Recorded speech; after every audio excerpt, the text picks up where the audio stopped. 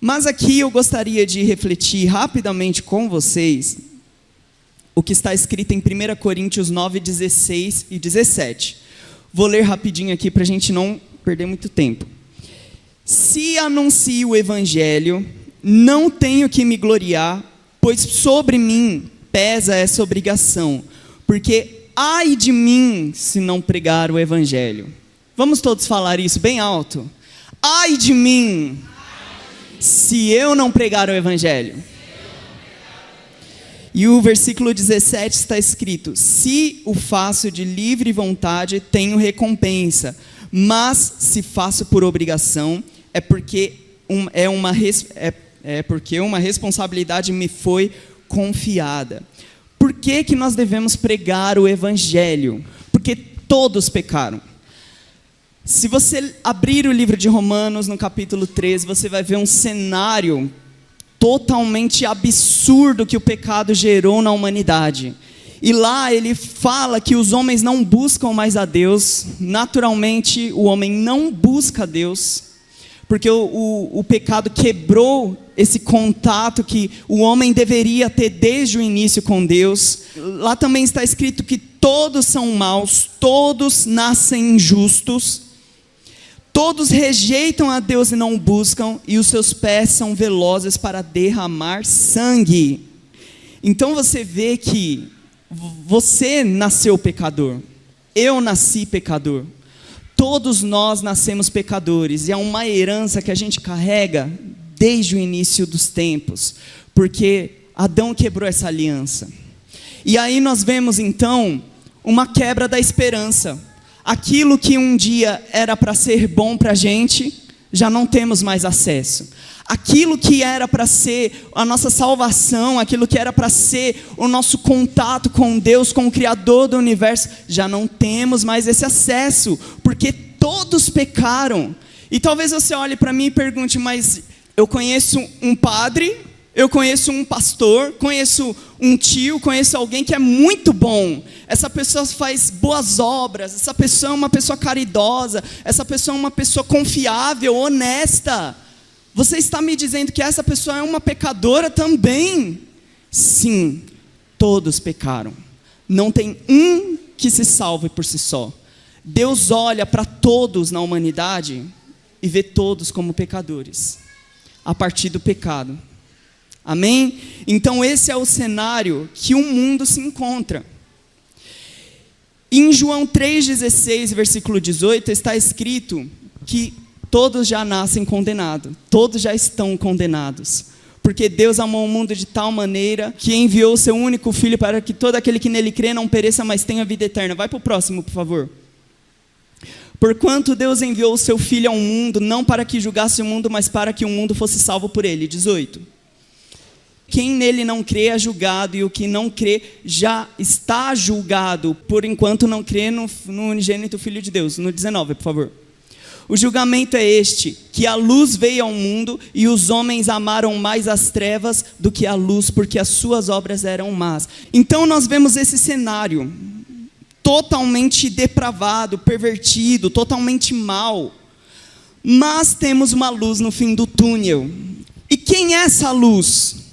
Ou até mesmo, alguns perguntam: o que é essa luz? Muitos se perguntam: como que eu posso me salvar? E eu quero dizer para você que, da mesma forma como o pecado abundou no mundo, a graça superabundou sobre os homens. Amém? Vou repetir isso mais uma vez para que você possa se alegrar com o que a palavra de Deus diz. O pecado abundou na humanidade, mas a graça superabundou sobre o pecado. Aleluia! Vamos aplaudir a palavra do Senhor. Glória a Deus.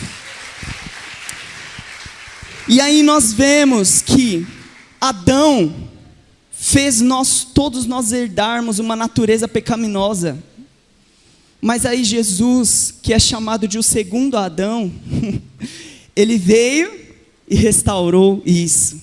E é por isso que a palavra diz que se o pecado, se a maldade entrou no seu coração, através de Jesus, ela sai. Porque o pecado é a escuridão, mas Jesus é a luz no fim do túnel. Aleluia, glória a Deus. Então Jesus pagou a dívida que nós tínhamos com Deus. Você tinha uma dívida com Deus. Você que ainda não aceitou a Jesus, você ainda tem essa dívida. Você ainda está debaixo dessa dívida. Mas todos aqueles que já são filhos de Deus, que já aceitaram o Senhor como seu único e suficiente Salvador, essa dívida já está quitada para nós. E é por isso que nós nos alegramos, é por isso que nós cantamos, é por isso que a gente explode de alegria aqui nos louvores, porque sabemos qual foi o preço da nossa salvação. E não foi pouco, não foi algo desvalorizado, não. Deus teve que se encarnar, se fazer homem, para morrer no seu lugar, para morrer no meu lugar. E isso tem um preço impagável. E Jesus é o único que poderia conectar a humanidade a Deus por um caminho.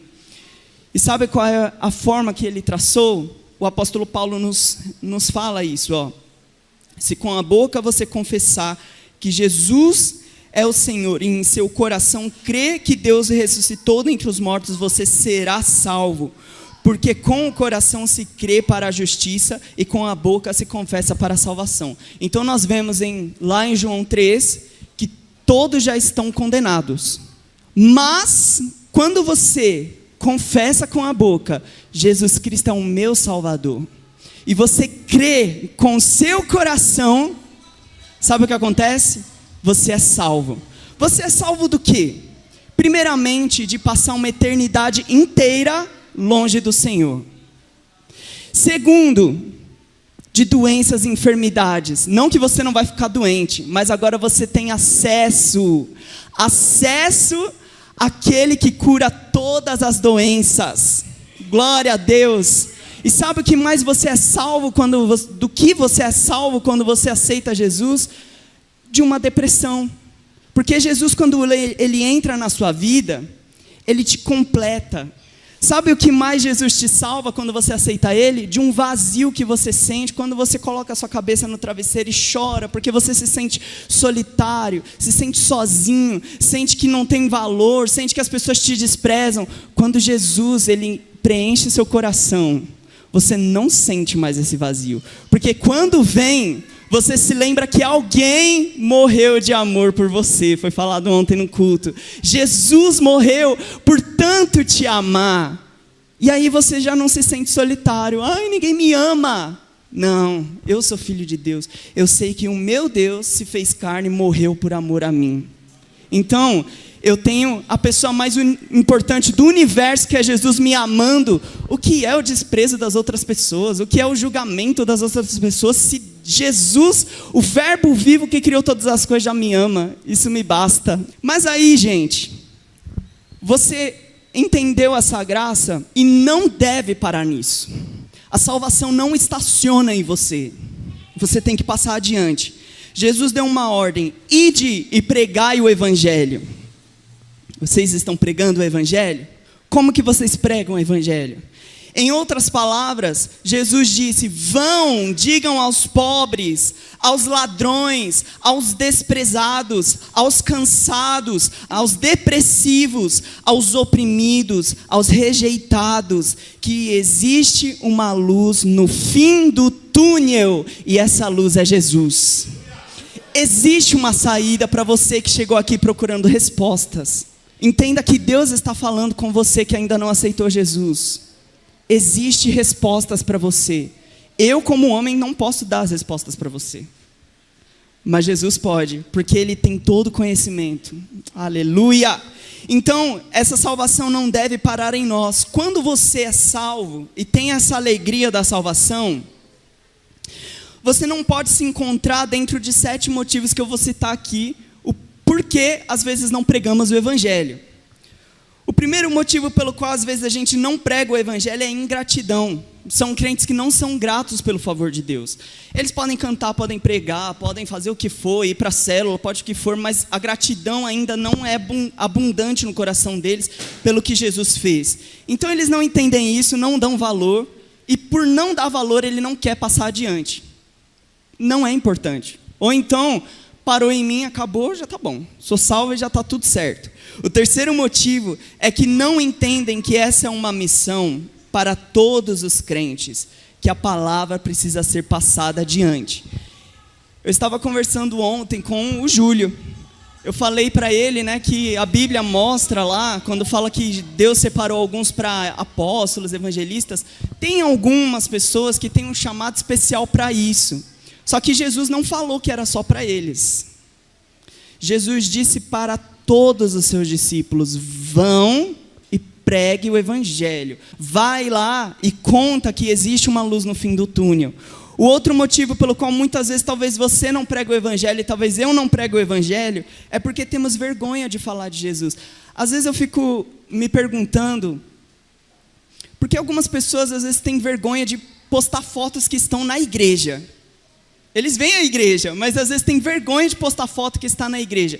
Se nós temos vergonha de postar que estamos ali dentro da igreja, junto com os crentes, quem dirá falar que Jesus é o Salvador dessa pessoa?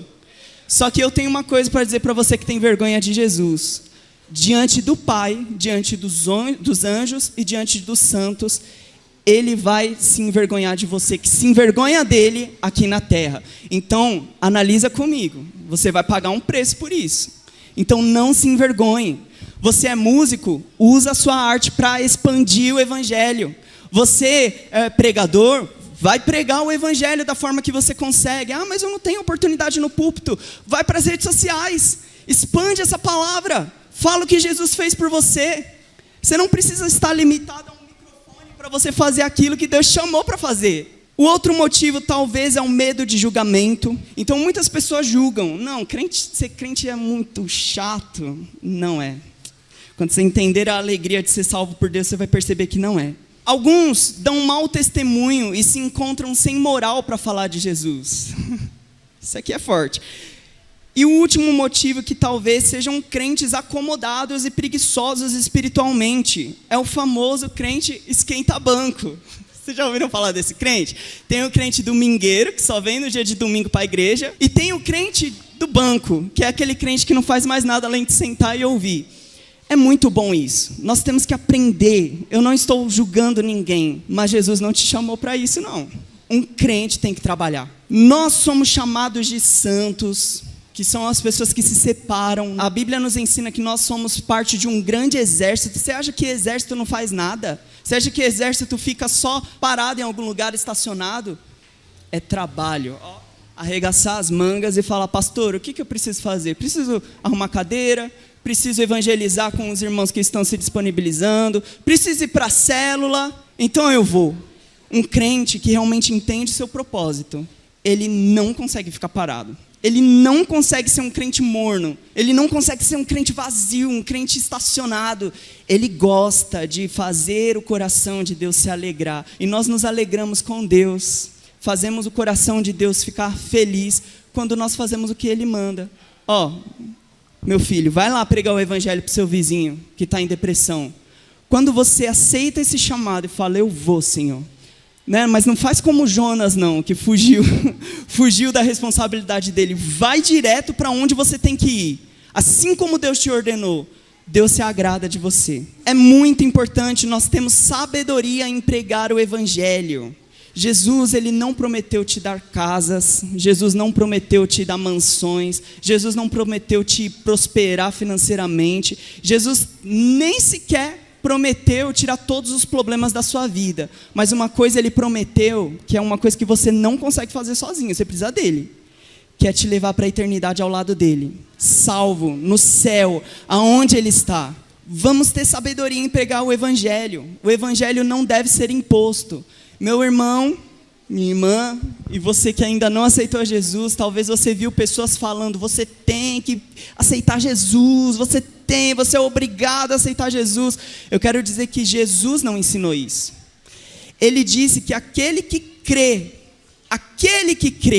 se você crer, você vai aceitar de bom grado, sem ninguém precisar te forçar a nada. Então nós temos que ter essa sabedoria.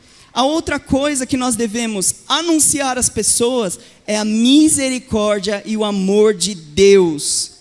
O evangelho não veio para causar espanto, tá bom? Esquece isso, o evangelho não veio para causar espanto. Ai, eu vou sofrer condenação. Não, o evangelho veio justamente para te salvar de algo que você já vive, que é o pecado. O evangelho apareceu para mim alguns anos atrás e eu estava condenado. Eu não via a saída, até que eu vi a luz no fim do túnel e essa luz me tirou de lá desse buraco que eu estava. Você tem que falar da misericórdia de Deus e o seu amor. Para nós finalizarmos, muitas vezes nós não sabemos como pregar o evangelho. A gente acha que tem que ter teologia, a gente acha que tem que ter conhecimento de muitas coisas. E você também pode ler em Atos dos Apóstolos como que esses discípulos de Jesus pregavam o evangelho. Eles talvez não eram muito estudados, não eram acadêmicos, mas sabe o que eles faziam? Pedro mesmo chegou para um monte de gente e diz assim: aquele Jesus que vocês crucificaram é aquele que te salva. E aí, Pedro contou o plano da salvação. Quando você tiver dúvida com o que falar, uma coisa importante: como que eu prego o evangelho? Mostra João 3,16, que está escrito o quê? Porque Deus amou o mundo de tal maneira que deu seu único filho, para que todo aquele que nele crê não pereça, mas tenha vida eterna. E se caso você achar que isso pode ser complementado, conta o seu testemunho. Cada um de vocês tem uma história. Eu tenho a minha história. Eu tenho a minha história com Jesus. Eu sei quando que ele me encontrou. E você também sabe quando Jesus te encontrou. Você talvez era uma pessoa depressiva, era uma pessoa oprimida por espíritos malignos, era uma pessoa que precisava de remédios para conseguir dormir porque não tinha paz, era uma pessoa que vivia de forma totalmente errada e promíscua, onde você mesmo se envergonhava do que você fazia, até que Jesus te encontrou e te salvou daquilo. O testemunho do que Jesus faz a nós, para outra pessoa, é muito forte. Então conta para o seu vizinho, conta para a sua vizinha, conta para a sua amiga, para o seu amigo, para as pessoas do seu trabalho. Conta que Jesus te transformou. Não tenham medo de falar do evangelho. Sejam equilibrados, mas falem. Ai de mim se eu não pregar o evangelho. Se o apóstolo Paulo disse isso, quem sou eu? Quem somos nós? O apóstolo Paulo, que deu fundamento para tantas coisas e veio até hoje para a gente, nós temos esse acesso ao conhecimento da palavra e de Deus. Quem somos nós para não dizer, ai de mim se eu não pregar o evangelho? Senhor, em nome de Jesus, esta é a tua palavra. É a tua palavra, Senhor. E nós pedimos para que o teu Espírito fale conosco, Senhor. Todas as vezes que nós ouvirmos a tua palavra, enche o nosso coração de fé, Senhor. Enche o nosso coração, Senhor, de esperança. Senhor, eu oro por pessoas que participam de células que ainda não se renderam a Jesus. Eu oro, Pai, porque apenas o teu Espírito pode convencer um homem do pecado e do juízo. Então, em nome de Jesus, Espírito Santo, que essa pessoa seja tocada por ti e que nós, que já estamos salvos, livres do pecado, que nós possamos ter essa responsabilidade de pregar o evangelho e levar as boas notícias para aqueles que necessitam, em nome de Jesus, amém. Aplauda o Senhor Jesus, aleluia.